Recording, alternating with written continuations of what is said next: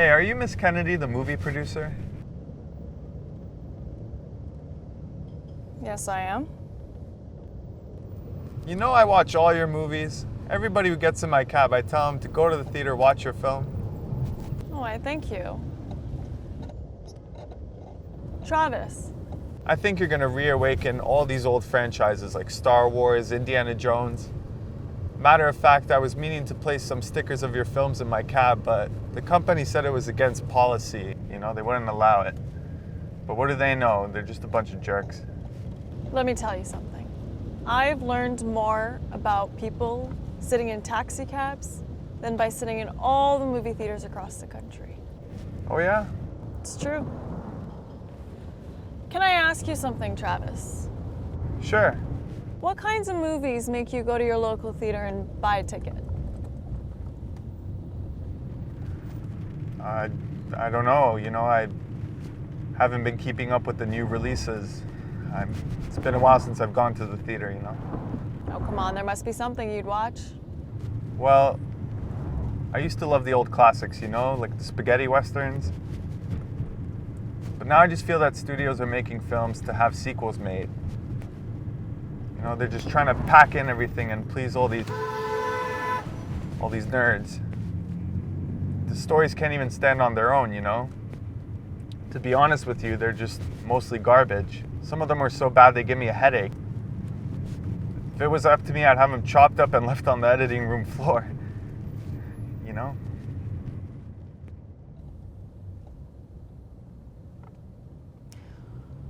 Well, I think I know what you mean, Travis. Fan service has a negative connotation to it. But people are invested in what happens next. They fill those theaters. Yeah, it's just disappointing that's about the money, It's always about the money for the studios, Travis.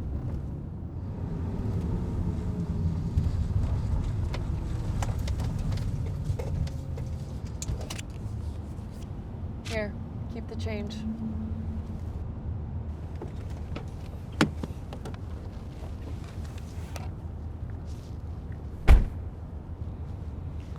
It was nice chatting with you, Travis. Thank you, Miss Kennedy. You're a good woman. I believe in what you're doing.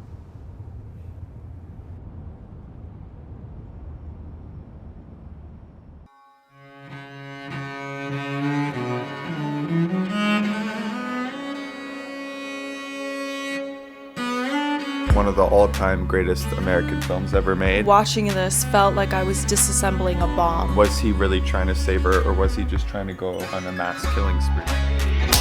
Welcome back to another episode of Elephant Den. It's Ashley. And Alex. Today's episode, we'll be talking about a film that came out in 1976, directed by Martin Scorsese. Can you guess the film? No need to guess. It's his well-known masterpiece, Taxi Driver. Suffering from insomnia, ex-Vietnam veteran and disturbed loner Travis Bickle, played by Robert De Niro, takes a job as a New York City cab driver, haunting the streets nightly, growing increasingly detached from reality as he dreams a real rain will come and wash all of the scum off the streets.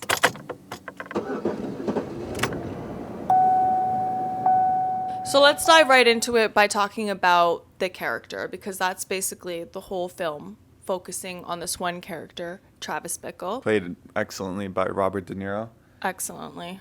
This film, Taxi Driver, has been stated many times from audiences, film critics, other filmmakers as one of the all-time greatest American films ever made. Mm-hmm. And essentially, it's a character study or a portrait of this character, this very multi-dimensional, layered character of Travis Bickle. Very complex, yeah. And what I love is we don't know much about this character. We're briefly informed that he was in Vietnam before this, right? And he came back, and now he's chosen to pick up a job as a cab driver in New York. He's driving in all the neighborhoods at any point of day. He likes to work the night shift, so he he's really exposed to that environment, which is 1970s, New York 80s New City. York City, which was a lot different than it is now. The film really portrays that, especially through those driving night shots when he's in the taxi, picking up and dropping off customers. You see all the prostitutes. You see the movie theater with the pornography on it. What you're seeing is very grimy and dark. Even the opening shot is the cab driving through the smog coming from the sewer. Yeah. And with the neon lights, that kind of red overglow that you see at times, it's like an underworld depiction. But you need that time to sit with him in the cab to really jump into his perspective. Michael Chapman, who's the cinematographer in the film, does a really good job in portraying like all those shots in the perspective of Travis Bickle, which I loved because throughout the movie you're really in his shoes and experiencing this life through his eyes. That helps create that understanding of the environment of New York City at the time. And then the music. Let's talk about the music. It was composed by Bernard Herrmann, who unfortunately passed away before the movie came out, right? Yeah, this movie came out 76 February, I believe. He passed away the previous December, so just a few months. Yeah. Yeah, it's a very it's a great bluesy, jazzy theme that I thought plays it was throughout. sorry to interrupt, but I thought it was an interesting choice that in the beginning of the film it was like this suspenseful music and then combined with the blue jazzy feel. It adds to that atmosphere, which is, in Travis's perspective, that loneliness, that kind I of see. day in, day out. It all kind of, the days blend together. He's an insomniac. Even after a 12-hour night shift, he can't sleep. He goes to a porno theater. And yes, his days blend in, and it just adds to this cocktail that's making him, there's a underlying, just below the surface, something's brewing in him, which you get very early on. He's not steady, yet he's not explosive, at least not till the end. No, but you did feel like a comment I had after watching the film was that watching this felt like I was disassembling a bomb, right? Like you're treading so carefully, it's so delicate, and that music really helped with that feeling throughout the film. So let's talk about what we could say is the plot, which the film doesn't have much of a plot. It's more about just this portrait painted of these few weeks or months in Travis's life. You really have no orientation of time. Obviously, the progression of this campaign that the senator is running for president, that's a kind of a thorough line. Travis is displeased with what he describes the city being an open sewer. He feels that there needs to be a great cleanse. A great rain will come inevitably to wash out all the scum and filth. That struggle is always just below the surface, and we can understand, if anyone's been in that environment or worked those kinds of jobs where you see all kinds of people, even you could then understand more of where Travis is coming from. But he doesn't seem to be intelligent enough to really understand his own struggle. He thinks he does, but then he kind of does the opposite of that. And we're going to go into that walking contradiction thing that Betsy says. But we see that he, even with his fellow taxi colleagues, he can't really hold. He's always not there. He's there sitting with them, but he's distant and he's still looking around. Or when he finds this angelic girl working, Betsy, the character, she's working in the campaign office for this senator. Palantine. From that point, we see he has motivation, right? He kind of marches in there and just, he's charming. Yeah, charming. But then by the second date, he does something very odd. He brings her to a porno theater. That's how he tries to relate to her. And you see okay, this guy doesn't really get it. It goes to show you his inability of connecting with people, and that is his reason for his lack of connection and his loneliness. When we were talking earlier, I like what you said, how he could see things in extremes. Women, for example, he either sees them as an angelic, pure persona like Betsy, or like the prostitutes. A slut, a whore. Not in between. Not in between, until he meets Iris, who's a 12-year-old prostitute played by Jodie Foster. It's quite haunting that they hire her. She really was 12 at that time. Oh, wow. The whole idea of this 12-year-old girl, someone so innocent, yet she's in that world, this grimy world. Mm-hmm. And I think he relates to her. I think that moment is shown when she enters his cab, mm-hmm. and she's crying and she's like, take me home, take me home. Right. And then her pimp, Sport, takes her out and pulls her out. And so I think that sequence of the film shows his sudden mind shift of, oh, I need to rescue her because there is innocence in her, you know?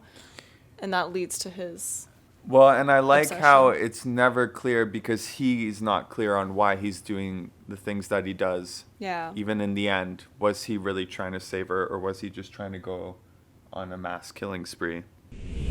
Into that second date, before she walks away from him, Betsy makes a comment that Travis is strange, that he reminds her of a song. The line she says is, he's a prophet, a pusher, partly truth, partly fiction, a walking contradiction. And I think that's a very important aspect to this character, and what the movie's trying to say is, again, it's not hard to relate to Travis, and he has an idea of what's wrong with the world, yet his approach to fixing it, ultimately, it's not correct. For example, he talks about how he needs to be pure, he needs to keep his body, everything needs to be in form and tense, yet he's popping pills and drinking and not sleeping. With everything he does, I think the greatest example of that is the end, where he ultimately attempts to assassinate the senator, and when that fails, he does the next closest thing he could do in that moment, which is kill these pimps. Mm-hmm. And ultimately, by that action, he does save this young girl, but was that his intention? And I think it's really interesting that, as most of us understand politicians, they're full of empty promises just for their own gain, right? To get votes. False hope. And they may not be any better, if anything worse, than these pimps that you get at face value. You know what they're about. By him destroying this politician, it could have been a huge step forward in his goal of cleaning the scum off the streets. Yet you could make the argument that Travis was going to kill this politician to get his ultimate revenge against Betsy, who rejected him, because she works in that senator's campaign office. What I'm trying to say is, I love that the film doesn't make it clear. No. And just like real life people, we could be confused to our motivations and objectives. And sometimes, in a case like Travis, where with him killing the pimps, the news blows out the story to make him... Paints him as a hero, when we know very well it could have been completely opposite of that. He could have been painted as a villain, someone who's tried to assassinate a senator. Yeah. So I find that very interesting. Yeah, and I like that. Well, for me, I enjoyed that this film constantly left me on edge, and you were always afraid that he was going to do something wrong. Yet it took me on an unexpected turn that he ended up being painted as the hero. Mm-hmm. And this goes back to the complexity of the character, and like the fact that we can sympathize with him because we understand, his environment, where he's coming from. He just fought in the Vietnam War, and you're almost rooting for him, even though he was a madman. Mm-hmm. He was crazy. Mm-hmm. Like I'm thinking of Nightcrawler, comparing to Nightcrawler, which is a film we just talked about in our previous episode. If you haven't checked that out, I'd highly recommend it. The link is up above. He was a character I didn't admire so much. It was almost like I felt disgust and uncomfortable watching that film, whereas watching Taxi Driver, even though they're kind of the same people, Right.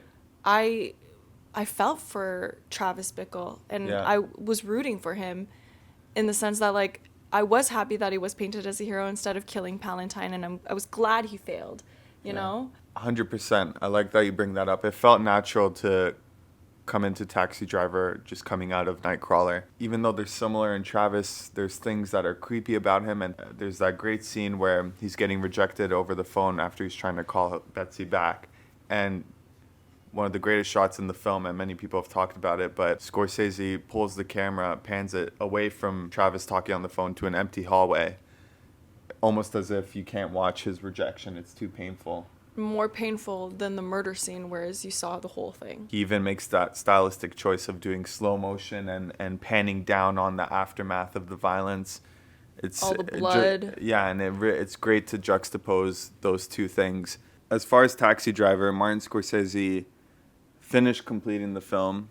The story's legend. Okay, we've heard it from Quentin Tarantino in an interview where he says that legend goes, Martin Scorsese finished making the film. He made it for Columbia Pictures, and you can imagine at that time, to him, this was a masterpiece. right, because he was so ambitious, young, and full of ego, but rightfully so, as the test of time has told. Taxi Driver is considered by many to be one of the greatest films of American cinema. But a studio executive, who we don't know the name of, said he gave the film a X rating instead of an R.